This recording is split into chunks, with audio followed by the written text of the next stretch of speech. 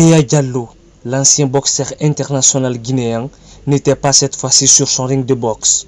Ce jeudi 27 octobre 2020, l'ancien international était dans les locaux du CNOX, Conseil national des organisations de la société civile guinéenne, dans un manteau de médiateur pour une consultation allant dans le sens du dialogue. Je pense que la société civile est essentielle à ce rôle-là. Souvent, on pense que c'est le curseur. Chez nous en Afrique, on pense que c'est le politique. Vous savez, dans le monde entier, moi je suis en politique depuis près de 18 ans aujourd'hui. Dans le monde entier aujourd'hui, le véritable curseur, c'est la société civile. Et je pense que vous avez un rôle qui est essentiel aujourd'hui, que vous devez jouer, qui n'est pas un rôle partisan, qui est un rôle qui est d'intérêt beaucoup plus général que celui d'un parti politique qui va beaucoup plus défendre ses intérêts personnels que celui effectivement, ou de ses militants en particulier, alors que vous êtes dans une approche qui est beaucoup plus globale. Et donc je pense qu'il est important effectivement que la société civile soit cet acteur-là à mes côtés pour pouvoir m'accompagner dans cette démarche. Je pense que la situation dans laquelle la Guinée se retrouve aujourd'hui, je pense que les acteurs n'ont pas le choix que de m'écouter. Ils n'ont pas le choix que de venir autour d'une table. Ils n'ont pas le choix que de se mettre autour d'une table pour trouver des solutions ensemble. Parce que je pense que la Guinée a assez souffert et je pense qu'on a eu assez de sacrifices d'enfants qui ont été tués pendant plusieurs années aujourd'hui et on doit trouver des solutions pour pouvoir changer ça. Et cette solution-là ne peut venir qu'en se disant parlons-nous s'il vous plaît et trouvons des compromis, trouvons des consensus qui nous permettent d'avancer sans nécessairement bafouer et oublier surtout la population qui est le centre même de l'intérêt de la Guinée. Avec la situation sociopolitique très tendue du pays, Dr Dansa Kourouma, président en exercice du CNOX, n'a pas manqué de faire un briefing sur l'état actuel de la Guinée avant d'affirmer son soutien total à l'ancien boxeur.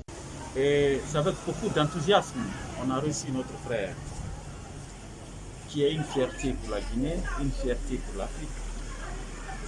Une personnalité qui me semble au-dessus de la mêlée, au-dessus de tout soupçon politicien, qui aime la Guinée et qui décide de s'engager dans une médiation. Nous l'avons apporté tous les éléments d'appréciation que nous avons sur la situation sociopolitique de la Guinée. Nous l'avons prodigué des conseils fraternels sur la manière dont nous voyons et apprécions sa mission. Et nous avons réaffirmé notre engagement en tant qu'acteur de la société civile, l'une des plus significatives du pays.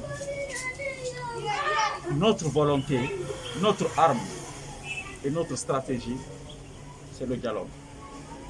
Et le dialogue n'est pas en soi une manière de transgresser les lois, mais c'est une manière d'arrondir les angles politiques essentiels pour le respect des lois de la vie. Nous avons le pressentiment que sa mission va réussir, malgré le niveau des antagonismes politiques. Mais en réalité, quand les gens ne s'affrontent pas, c'est difficile de les mettre autour d'une table.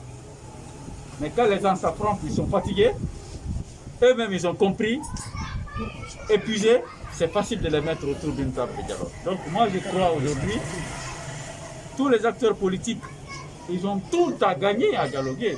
Tout à gagner à dialoguer. Parce qu'en réalité, plus de 2 années de conflits, avec des morts d'hommes, des violences, des blessés, des dégâts matériels importants, on n'a pas trouvé les solutions au problème de la Guinée. Alors il faut oser dialoguer. Je termine en disant que ceux qui dialoguent sont des hommes forts. Ceux qui ont peur du dialogue sont faibles. Quand vous êtes fort et fier de vos arguments et de ce que vous pensez pour votre pays, et c'est sincère, vous n'avez pas peur de discuter avec une autre personne. Parce qu'en réalité, si 2 personnes pilent le riz, vous ne voulez pas qu'on voit sous vos aisselles, ce riz-là ne sera jamais bien pilé. Donc c'est le bon moment pour tous les acteurs politiques d'accepter la main tendue de notre frère. Et pour ceux qui sont des prophètes de malheur, je m'adresse à eux. Tous les Guinéens ne peuvent pas être soupçonnés de quelque chose. Et qu'on l'épargne des théories complotistes. Parce qu'en réalité, la Guinée, on aime comploter, faire comploter. Et prendre tout le monde pour des comploteurs. Parce qu'en réalité, notre esprit a été formaté avec ça. Et il faut qu'on se fasse confiance. Un pays ne peut pas rester sans homme consensuel. Un pays ne peut pas aller de l'avant sans personnalité que tout le monde respecte. Alors, respectons-nous vivants, comme le disent les journalistes. Je souhaite à notre frère compatriote Béa Diallo plein succès. Nous n'avons pas la solution au problème de la Guinée, mais l'âme de nos ancêtres se tiendra debout derrière lui avec la bénédiction de nos parents pour qu'il réussisse cette mission dont il ne sera pas le victorieux. Mais c'est ceux qui vont accepter de l'aider, c'est eux qui seront les victorieux. Après une série d'échanges entre les participants de la rencontre, le CNOSS affirme sa volonté d'accompagner les projets de M. Béa Diallo, ancien boxeur international guinéen.